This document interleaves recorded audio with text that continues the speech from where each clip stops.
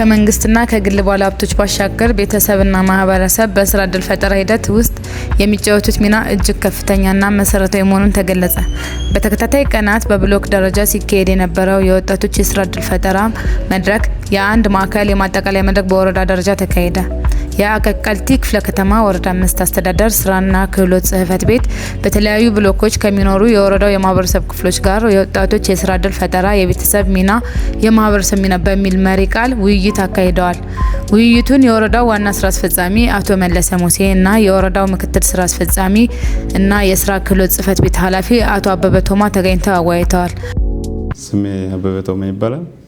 የአቃቂ ክፍለ ከተማ ወረዳ 5 ስራና ክህሎት ጽህፈት ቤት ኃላፊና እንዲሁም የወረዳ ምክትል ዋና ስራ አስፈጻሚ ነኝ። ወጣቶች ተጠቃሚ ከማድረግ አንጻር ስራ ዕድል ፈጠራና ያሉ ጸጋዎች ጋር ይጣጣማል ወይ የሚለው ነው። ምናልባት በዚህ ደረጃ በወረዳችን ላይ ካሉ አጠቃላይ ወረዳዎች የተሻለ ጸጋዎች ያሉበት በተለያየ የመንግስትና መንግስታዊ ያልሆኑ ድርጅቶች ሰፋፊ የልማት ድርጅቶች ያሉበት አካባቢ ከመሆኑ አንጻር ሰፊ ስራ ዕድል መፍጠር የሚያስችል ጸጋዎች አሉ።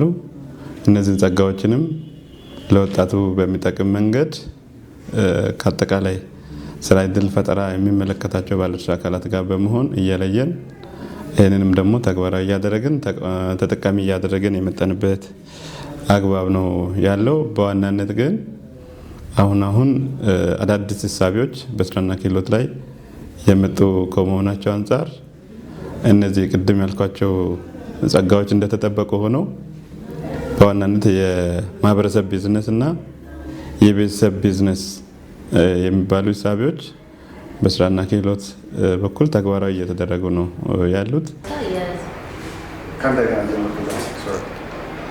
እሺ፣ አመሰግናለሁ። ስሜ ሉጋሳ ቀቀባ እባላለሁ። የአቃቂ ክፍለ ከተማ ወረዳ 5 አርሶ አደርና ከተማ ግብርና ልማት ጽሕፈት ቤት ኃላፊ ነኝ። ይሄ ዛሬ ያደረግነው የንቅናቄ መድረክ በወረዳችን ውስጥ የሚገኙ የተለያዩ ማህበረሰብ ክፍሎች ከብሎክ ጀምሮ በቀጠና ጀምሮ ማጠቃለያ እንደ ወረዳ የተዘጋጀ ሶስቱም አጀንዳዎችን ለህብረተሰቡ ተደራሽ ያደረግንበት ነው። እሱም አንደኛ የስራ ዕድል ፈጠራ ነው፣ ሁለተኛ የሌማት ትሩፋት ነው፣ ሶስተኛ ደግሞ ልመናና ተረጂነት እንቅስቃሴን በተመለከተው ከኛ ጋር ስናያይዘው እንደ ጽሕፈት ቤታችን እኛም የንቅናቄ ሰነድ አዘጋጅተን ከብሎክ ጀምሮ ዛሬ ማጠቃለያ ወረዳ ላይ እያገኘ ነው የሚገኘው የሌማት ትሩፋት የንቅናቄ ሰነድ ለማህበረሰቡ ያቀረብንበትና የተግባባንበት ነው። ይሄም ከሰኔ 9 ጀምሮ እስከ ጳጉሜ 5 ያለውን የሚያካትት የንቅናቄ ሰነድ እቅድ ነው ያቀረብንላቸው ማለት ነው። የዚህ የዛሬ የመድረክ ተሳታፊዎች አንደኛ የግብርና ቤተሰቦች ናቸው። የግብርና ቤተሰቦች ማለት አርሶ አደር ሲደመር ከአርሶ አደር ውጪ በግብርና ስራ የተሰማሩ እንዲሁም በሌማት ትሩፋት ወደ ተግባር የገቡትን ቤተሰቦች ነው ጠርተን ዛሬም ግንዛቤ የፈጠንላቸው ማለት ነው። ስለዚህ ከዚህ ንቅናቄ የምንጠብቀው አሁን ወደፊት ያቀናቸው ከሰኔ 9 እስከ ጳጉሜ 5 ላይ እቅድ ተቆጥሮ የተሰጠናል። በዚህ የሌማት ትሩፋት ላይ ተጠቃሚ ለማድረግ እቅዳችን አውጥተን መግባባት ላይ ደርሰናል ማለት ነው። ስለዚህ የምንጠብቀው የተሰጠንን እቅድ አውቆ ማህበረሰቡ መጦኛ ጋራ ተጠቃሚ እንዲሆንና በሌማት ትሩፋት ስራ ወደ ተግባር የገባውን ምርትና ምርታማነትን ከማሳደግ አኳያ መንግስት በርካታ ስራዎችን እየሰራ ነው። የሌማት ትሩፋት ስራ ደግሞ እንደሚታወቀው የክቡር ጠቅላይ ሚኒስትራችን ዶክተር አብይ ኢኒሼቲቭ ነው። የ4 ዓመት ነበረ። 4 ዓመቱ ባለፈው ሰኔ 30 ላይ ያለቀበት አግባብ አለ። አሁንም በ5ኛ ዓመት የቀጠለበትና በ5ኛ ዓመት የአንደኛ ዙር የ90 ቀን እቅድ አቅደን ለህብረተሰቡ ተጠቃሚ ለማድረግ ጥረትና እንቅስቃሴ እያደረግን እንገኛለን ማለት ነው። ከእቅዳችን አኳያ አንደኛ ነባር ማስቀጠል ነው። እንደ ወረዳችን ነባር የግብርና ወይም ደግሞ የሌማት ትሩፋት ተጠቃሚዎች በእጽዋትና በእንስሳት 1133 ናቸው። በእጽዋት 6061 ሲሆኑ በእንስሳት ደግሞ 4072 ነው። ይሄ ስንደምረው 10133 የግብርና ወይም ደግሞ የሌማት ትሩፋት ተጠቃሚዎች አሉ ማለት ነው። በሁለቱም ዘርፍ በእጽዋትም በእንስሳትም ማለት ነው። ይሄ ማለት እንግዲህ 10133ቱ የቤተሰብ ፍጆታ ተጠቃሚዎች ነባሮቹ ማለት ነው። ከ4 ዓመት ይሄ ኢኒሼቲቭ ከተጀመረበት ጊዜ ጀምሮ ያሉ የግብርና ቤተሰቦች ናቸው ማለት ነው። ሁለተኛ ተቋማት ናቸው። ተቋማት ስንል የመንግስት ተቋማት አለ፣ የመንግስት ተቋማት ያልሆኑ አሉ፣ የሃይማኖት ተቋማት አለ። እነዚህ ላይ ወደ 39 የሚሆኑ ተቋማት ላይ የሌማት ትሩፋት ስራ ተግባራዊ ተደርጎ እየተሰራበት ነው የሚገኘው። ስለዚህ እነዚህ ነባር 39ኙንም ተቋማትን ቀጣይነታቸው እንዲረጋገጥና ቀጣይ እንዲሆናቸው ድጋፍና ክትትል እያደረግን እንገኛለን ማለት ነው። ሌላው በዚህ 90 ቀን ውስጥ የያዝነው አዲስ ቤተሰብ ፍጆታ ተጠቃሚ ማድረግ ነው። አዲስ ቤተሰብ ፍጆታ ተጠቃሚ ስናደርግ አንደኛ በእጽዋት 108 አባወራና እማወራ ወደ ተግባር ለማስገባት ነው። ከዚህ ጋርም ተያይዞ የተለያየ ዘሮችን ገዝተን ቆስጣ፣ ሰላጣ፣ ጎመን፣ ካሮት የተለያዩ ነገሮችን በአሁኑ ሰዓት ስርጭት እያደረግን እንገኛለን ማለት ነው። ከዚህ ጋር ተያይዞ እቅዳችን ይሳካል ብለን እናስባለን። ምክንያቱም አሁን በአሁኑ ሰዓት የምንገኝበት ክረምት ወራት እንደመሆኑ መጠን የዝናብ እጥረት የለም። ሰዎች ወይም ደግሞ አባወራና እማወራዎች ባላቸው ቦታዎች ላይ በእቃም ሊሆን ይችላል፣ በመደብ ላይ ሊሆን ይችላል። ይሄ 108 አባወራዎችን ወደ ስራ ለማስገባት ጥረት እያደረግን ነው የምንገኝ እንደ ወረዳ 5 በ90 ቀን የተሰጠን ይሄ ነው። ሌላው በእንስሳት ነው። በእንስሳት ስንል በዶሮ ማለት ነው። በተለምዶ በዶሮ ነው። 50 አባወራና እማወራ በዶሮ ተጠቃሚ እንዲሆኑ ጥረት እያደረግን እንገኛለን ማለት ነው። በአጠቃላይ አዲስ የቤተሰብ ፍጆታ 158 የሚሆኑ አባወራና እማወራ ወደ ተግባር እንዲገቡ አቅደን እየሰራን እየተንቀሳቀስ እንገኛለን ነው። ሌላው ስራ ዕድል ፈጠራ ጋር ተያይዞ ነው። እንደ ጽህፈት ቤታችንም ምንም እንኳን የኛ ስራ የግብርና ቤተሰቦችን ተጠቃሚ ማድረግና ምርትና ምርታማነትን ማሳደግ ቢሆንም ይሄ በሌማት ትሩፋት ወይም ደግሞ በግብርና ሰዎች ወደ ስራ ሲገቡ ስራ ዕድል ይፈጠራል። በእጽዋትም 12 አባወራና እማወራ ኦር 12 ሰዎች፣ በእንስሳት ደግሞ 27 በጥቅሉ 39 ሰዎች በዚህ በ90 ቀን ውስጥ ስራ ዕድል እንፈጥራለን ብለን እናስባለን ማለት ነው። ሌላው ይሄን ስራ ዕድል የምንፈጥረው ደግሞ በፋሚሊ ቢዝነስ ወይም ደግሞ በፋሚሊ ቢዝነስ ማለት የቤተሰብ ንግድ ማለት ነው። አባት፣ እናት፣ ሚስት፣ ልጆች አንድ ላይ ሆነው ስራ ዕድል ይፈጠርላቸዋል። ከራሳቸው 50 ዶሮ እንሰጣቸዋለን።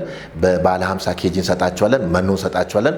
ይሄ ኦልሞስት ካልኩሌት ሲደረግ አንድ የጫጩት የእንቁላል ጣይ ዶሮ ማለት ነው እስከ 700 ነው በአሁኑ ሰዓት ማለት ነው።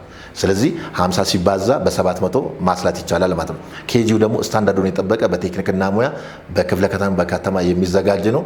ወደ 75000 እስከ 80000 የሚደርስ ነው ማለት ነው። አንድ የመኖ ኩንታል ደግሞ በአሁኑ ሰዓት 7000 ደርሷል ማለት ነው። ይሄን ሁሉ ፓኬጅ ያቀፈ 5 ሆኖ ለሚደራጁ የቤተሰብ አካላት ይሄን ስራ ዕድል እንፈጥራለን። ምርትና ምርታማነትን እንዳይሳደጉ አንደኛ በምግብ ፍጆታ ራሳቸውን ይችላሉ። ሁለተኛ ደግሞ ከራሳቸው አልፎም ደግሞ ገባውን ይመግባሉ።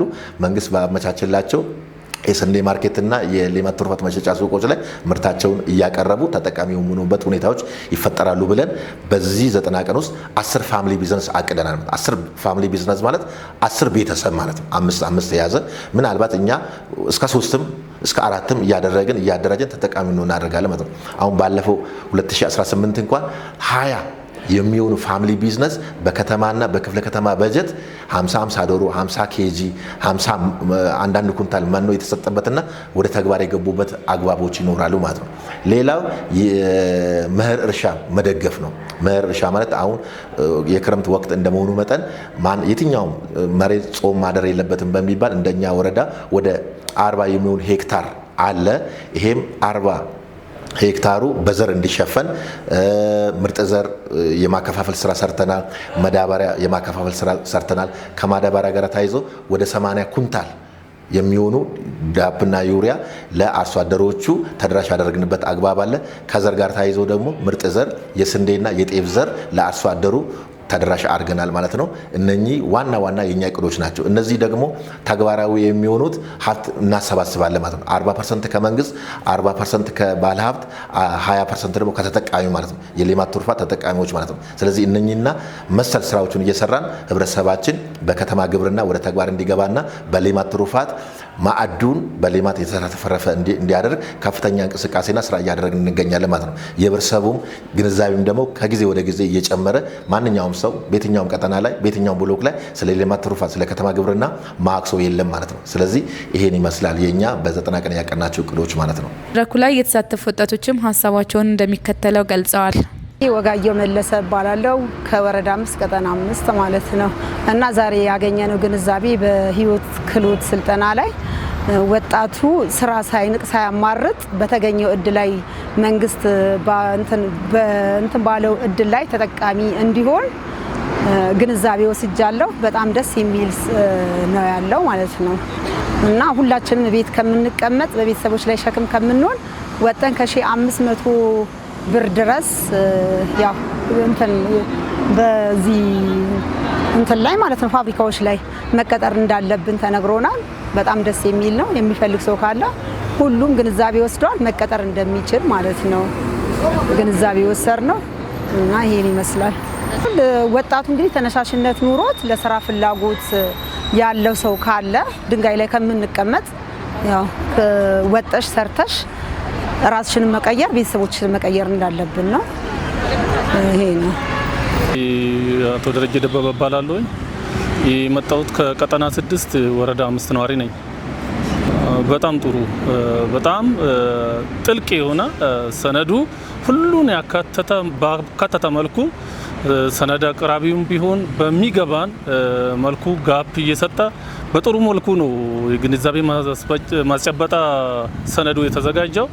እኔ በጣም በጥሩ ጎኑ ነው የወሰድኩት። እኔ ለወጣቶች ማስተላለፍ የምፈልገው ነገር እንደሚታወቀው በሀገራችን የስራ ባህል ማዳበሩ ላይ ይቀረናል። ስራ ማማራጥ አለ።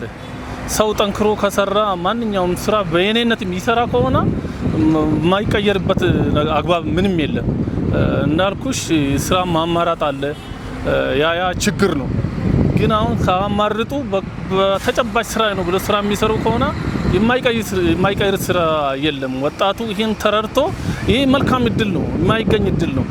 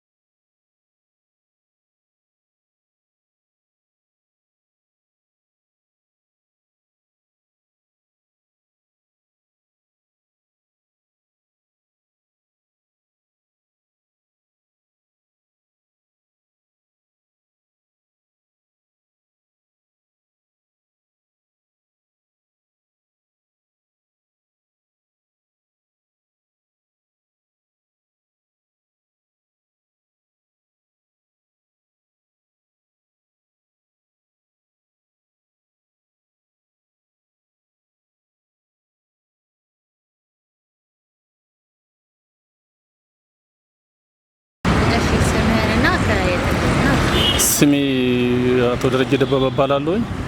የመጣሁት ከቀጠና 6 ወረዳ 5 ነዋሪ ነኝ። ዛሬ በነበረው የስራ ዕድል ፈጠራ የግንዛቤ መድረክ ላይ እጅግ በጣም ጥሩ በጣም ጥልቅ የሆነ ሰነዱ ሁሉን ያካተተ መልኩ ሰነድ አቅራቢውም ቢሆን በሚገባን መልኩ ጋፕ እየሰጠ በጥሩ መልኩ ነው የግንዛቤ ማስጨበጣ ሰነዱ የተዘጋጀው። እኔ በጣም በጥሩ ጎኑ ነው የወሰድኩት። ከዚህ መድረክ ወጣቶች ምን መውሰድ አለባቸው? ለቀጣይ ህይወታቸውን ለመቀየር የህይወት ክህሎት ማዳበር አለባቸው? እኔ ለወጣቶች ማስተላለፍ የምፈልገው ነገር እንደሚታወቀው በሀገራችን የስራ ባህል ማዳበሩ ላይ ይቀረናል። ስራ ማማራጥ አለ። ሰው ጠንክሮ ከሰራ ማንኛውም ስራ በየኔነት የሚሰራ ከሆነ የማይቀየርበት አግባብ ምንም የለም። እንዳልኩሽ ስራ ማማራጥ አለ። ያ ችግር ነው።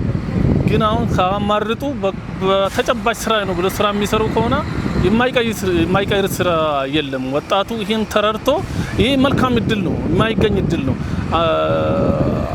በዚህ ልክ ሰነዱም ደግሞ ግንዛቤ ማስጨበጫም ለአንዴና ለተወሰነ ጊዜ ብቻም ሳይሆን በተደጋጋሚ ቢሰጥ የባሰ ሰውም ትኩረት አድርጎ ግንዛቤውን ይጨብጣል ብዬ አስባለሁ። ወጣቱ ያው ስራውን ባማርጥ ስራ ነው ብሎ ስራውን ደግሞ ስራ ስለተባለ ብቻ ያው ተመዝግቦ ወደ ስራ ከመግባት ስራው የሚሆነውን ዘርፍ መርጦ ዛሬ ገብቶ ነገ የሚወጣበትን ሳይሆን የሚያዋጣን ወይም ስልጠና ወስዶ በሰለጠነበት ሙያ ቢሳተፍ ጥሩ ነው የምለው ለወጣቱ።